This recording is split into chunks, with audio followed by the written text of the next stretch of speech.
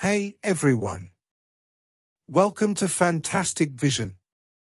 If you always watch our videos, you may know American chips are selling well in the world market, and China has also consumed the chips of many American companies, achieving a win-win situation. But the mind of the United States is hard to predict, and the rules are revised from time to time to make it less easy for American companies to ship chips. China's approach is to increase the construction of its own industrial chain, support the localization of chips, and maintain steady progress. What performance have you achieved? How should America turn back? The steady progress of Chinese chips. The United States masters a large number of core technologies in the chip field. The EDA software required for chip design is monopolized by the three major American giants.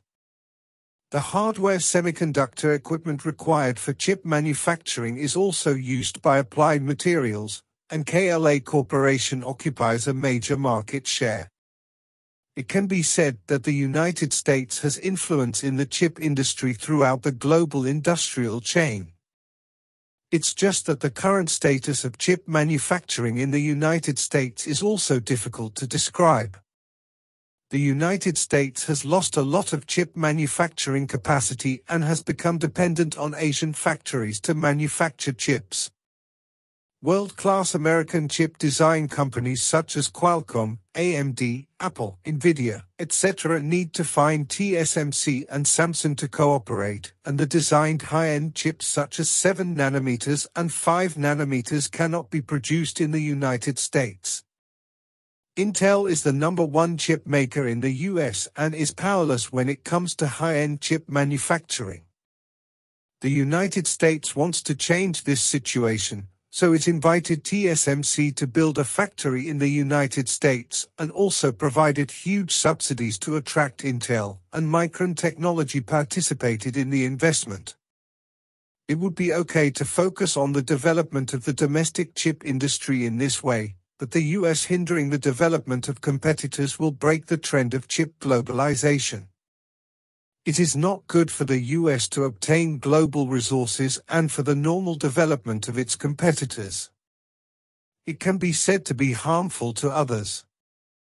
However, the United States has not stopped its actions, and has made frequent fuss to bring all kinds of advanced semiconductor technology products into the scope of regulatory control. However, the US media Bloomberg said that the US has lost the chip war with China. In Bloomberg's view, US efforts to cut off buyers will cost Western companies. And China is increasing the construction of its own industrial chain and maintaining steady progress. So what are the performances? The first is that major domestic manufacturers have begun to develop their own chips. Self-developed chips are the key to mastering core technologies, and domestic first-tier mobile phone brands have joined the team of self-developed chips.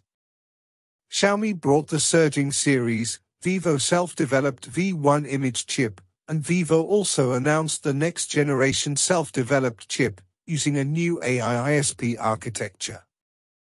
And OPPO's Mariana X also brings powerful imaging system capabilities.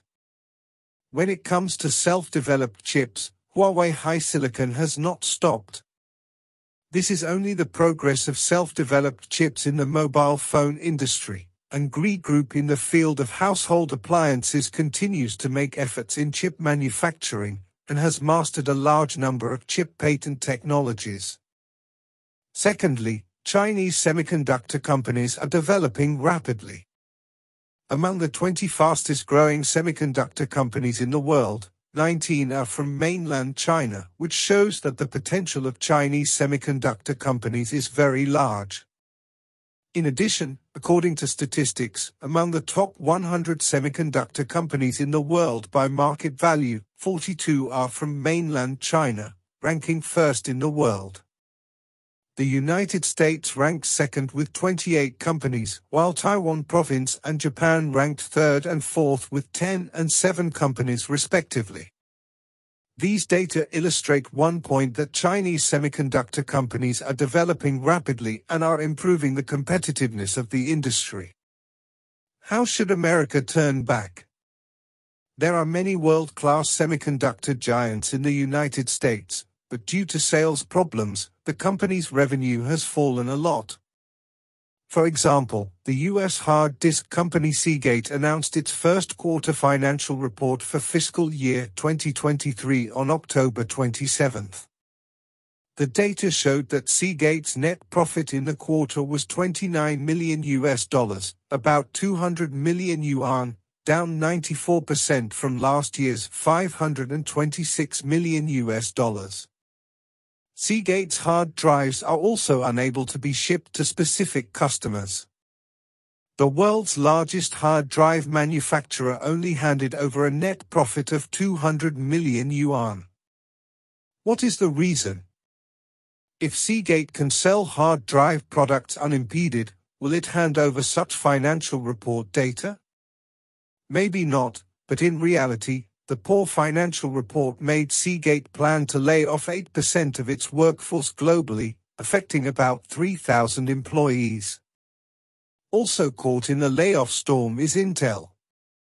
Intel will lay off thousands of people in November and save resources by reducing the size of its employees. In my opinion, Bloomberg is right that the US efforts to buy out buyers are costing the West, and in this chip war, the US may have already lost. The question is, how does America turn back? This depends on the attitude of the United States towards chip globalization, and how determined it is to promote the development of chip localization. The United States should understand that the chip industry is inseparable from the global division of labor and cooperation. No matter how much the core technology of the chip industry is mastered by the United States, it still needs to purchase the required components from all over the world.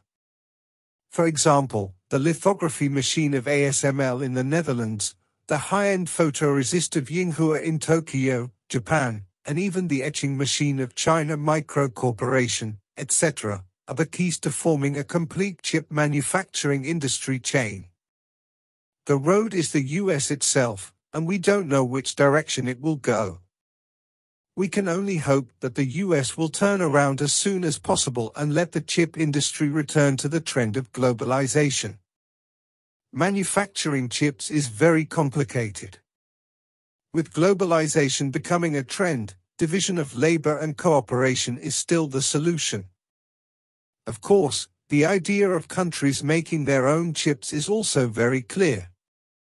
Just like the EU's €43 billion subsidy and India's $10 billion incentive plan for semiconductors, all of these prove that chips can take a diversified route, and American technology is not the only choice.